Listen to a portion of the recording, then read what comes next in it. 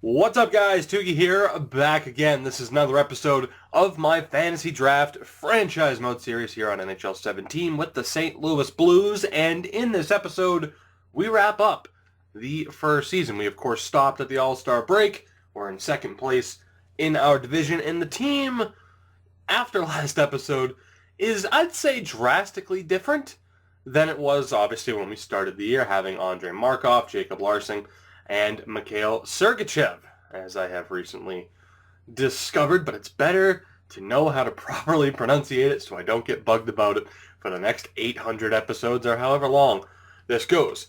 Now, obviously, Tyler Bozak is currently hurt, so ignore Chris Wagner. Is this team as good as I'd like it to be? No. Obviously, you would like somebody better than Bozak and Marleau on your second line with Jonathan Huberdeau, but the problem is we don't have the greatest of trade pieces to really make something happen for even just one player. We would have to, trade 1, 2, or 3, maybe even 4 assets if you consider a draft pick to try and get somebody. Now, we do have Michael Dal Coll, and it's interesting because we had him with QC, but we traded him to Vancouver. And then he started just tearing it up once we traded him to Vancouver. So part of me wants to hold on to him because he's a lock to turn into a great player. Granted, we could trade him for, defensively, we have Larson and Sergachev. And those are our two main guys along with Larson on the right side. So in the future, we're going to need another right-handed defenseman, another top 4, if not elite right-handed defenseman, and we need people on that second line. Despite Evander Kane currently showing up as a second line forward, he's good enough to play on the top line. Same with Patrick Laine. He's going to turn into a first line forward. So it's just a matter of how much do we want to potentially risk our future by giving up someone like Dal Coll or Timo Meier to make something happen. How much do we want to do that? And the answer to that is not really. I'd rather just hold on and see what this team can do and then have certain assets, have Timo Meier, have Michael Dal Coll, see what they turn into. Howden, Glenn Gaudin. We do have some decent prospects, but the trade values aren't tremendous. Not at all. I mean, outside of that main 6, we really don't have too much defensively. Then again, yeah, that's true. We do have Olli Juolevi. I almost forgot about that, just because he's not on the main roster. So that could actually be our top 4 in the future. Sergachev, Juolevi, Larson, and Adam Larson and Jacob Larson, that is. And, of course, we have Carey Price in goal. So, do we need to improve? Yes, we do. But I don't think now is the time. Although, then again, even if we were to start the sim here in a moment, which we will, and we just plummet and fall off the face of the earth, I wouldn't be against that because we know there are some decent prospects in the draft. We saw that recently with the Bruins draft, and who knows, maybe if we get a lottery pick, we'll end up with a decent player rather than having to trade for that player. So for now, we're not going to make any moves. We're going to sim to the 25th of February. Give us a little bit of time to make a deal if we have to. But let's see how we can do here. Both teams are performing well and have been so far this season. Let's see if they can keep it up. Really quickly here, guys, I noticed this. Ben Lovejoy went down to injury, so we had to edit the defense a little bit. We called up Steve Oleksy. I need to look at trading Eric Jelena just to try and get something for him, maybe just a small draft pick. But there's a certain defenseman that's made some progress. Adam Larson's up to a 91. What is going on, man? What was he when we first got him? 86, 87? I don't even remember at this point. And he's up to a 91 and is a legit top 2 defenseman. Carter Hart, I would have loved to have you in this series. Thank you. Really, thank you so much. Unfortunately, Sergachev and Larson haven't made too much progression since they've made it onto the main roster. But yeah, Adam Larson's a 91. How do you like that? Now, I said I wanted to look at trading Eric Jelena, and we just got this offer from the Rangers, a 3rd and a 6th, both next year. I actually don't know how well the Rangers are actually doing pretty shit this year. Jelena, I think, is 25, still 25, Probably won't get better than an 83 or so. And his contract is up at the end of the year. Now, really quickly, since I know the Rangers want him, let's see if those draft picks can be made for this year. I doubt it, but we can try. Oh, yeah, that's not going to go. There is no way. Actually, it was closer. If I do a 3rd and 7th, I'd love to have that 3rd round pick this year, basically. Will that go through? It will not. Okay, how about just the 3rd? No. Okay. You know what? No, we're going to make this work. We're going to make this work. Have our 7th. Would you? No. Have the 6th round pick. I'm getting this 3rd round pick from them. I do not care.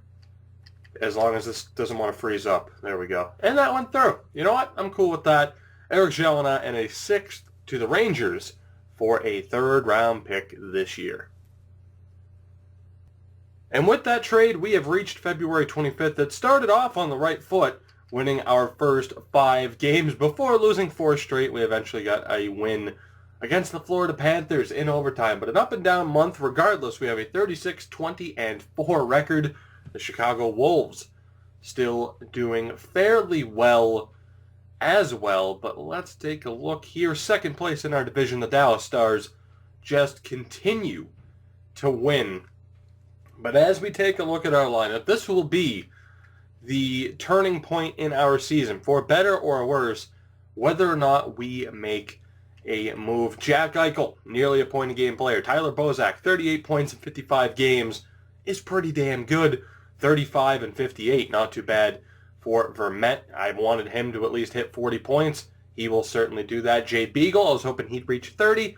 He'll be a little bit short, but not too bad for the 4th liner. Evander Kane, almost a point-a-game player. Huberdeau, almost 250 points on the year. Marlowe's broken 40, and Nestrasil, only 27. A little bit disappointing from him, but what I'm trying to say is I am happy with this team. Aside from Lee Stempniak, he's actually been pretty disappointing, but he's on the 3rd line for the moment, so that is not too big of a deal. Larson back down to a 90. I wish he'd bounce back up to a 91 again, but that is okay. What I'm trying to say in all this is I think we are just going to keep this team the same. Let's see what happens if and when we make the playoffs. And next year might be the year or the time where it's, we don't know what the free agency period's going to look like. We have no idea because the cap situations for each team is a complete toss-up. So for now, we're going to stay the way we are. We have 22 games to go, and those big moves that need to be made to get this team to be a consistent title contender year in and year out, we will look at making those next season. So let's sim. Not even to April 1st. Let's sim the rest of the year. That way we can quickly take a look at stats again and figure out who exactly, if and when, as I said, because you never know. We could fall off the face of the earth here and miss out on the playoffs. Let's just see what happens. We're going to the end of the season. Let's hope we're making the right choice here. Now, you see, this game has a funny way of just absolutely fucking with you.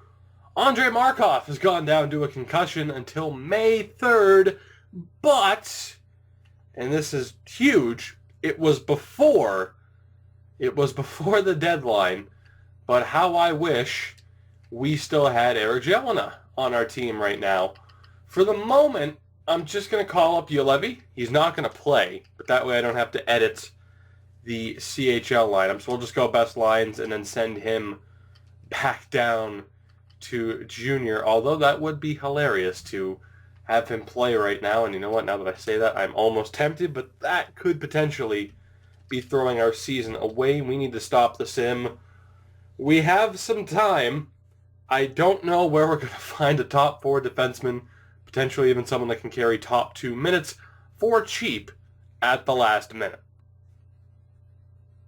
Now, as it turns out, the answer as to where are we going to find a defenseman on short-term notice is going to be from the free agency list.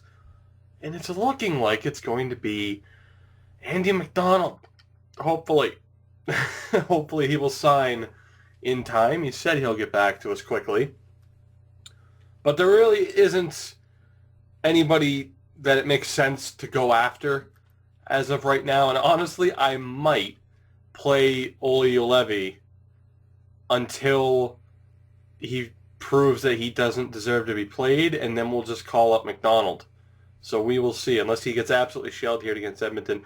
Andrew McDonald has signed, so he'll be in when we get an offer for... Yeah, I'm not giving up a first-round pick in Louis Domingue for 2 seconds. Philly, you can get out of my face with that one. I wonder if Juolevi is any better after one game. He's not. He's still a 71. You know, he might start, though. I'm going to keep him in. We'll play McDonald down in Chicago for now. But, yeah, the Markov injury could be big for us. A chance at a 50-win season is still alive as you get a look at the month of March again. Up and down results moving in to April. We've won 3 out of 4, and if we beat the Avs here with Carey Price in goal, we'll have won 50 games. Our first round playoff matchup is already set in stone. Oh, fuck's sake. Oh my god. Okay, well, hopefully Carey Price is fucking healthy for it. Jesus Christ, EA. Jesus Christ. Well, like I said, our first round matchup is already set in stone, and Antti Niemi will be the goalie for that series. I think we'll probably call up Mazanich. Yeah, I mean, Jesus, Domingue's played 73 games. Let's call up Domingue because Chicago's looking good. And we'll have Mazanich, whatever. We'll have him get some ice time to wrap up this year, as he has not played at all, as I have completely botched that. But my God, Carey Price goes down to injury on the last game of the year. It was a back-to-back, so we had no choice but to play him. But man, 76-game season. Domingue's played 73 of those. And we did get to 50 wins. He at least got a combined shutout with Niemi. 50, 26, and 6. And like I said, our first round matchup is set in stone. It is the Nashville Predators, who finished 3rd in the division. I hope you can't hear that truck backing up in the background. If you can, though, hey, there's a truck backing up. And if you can't, hey, there's a truck backing up. Well, let's take a look, though, as we wrap up this episode at the playoff bracket, the player stats and all that, leading up to the postseason. Like I said, we knew the Dallas Stars were winning the division title. Not only that, they were the best team in the Western Conference. They may have even won the President's Trophy, but 50 wins and 106 points. Not too shabby on our part. Nashville took over Colorado.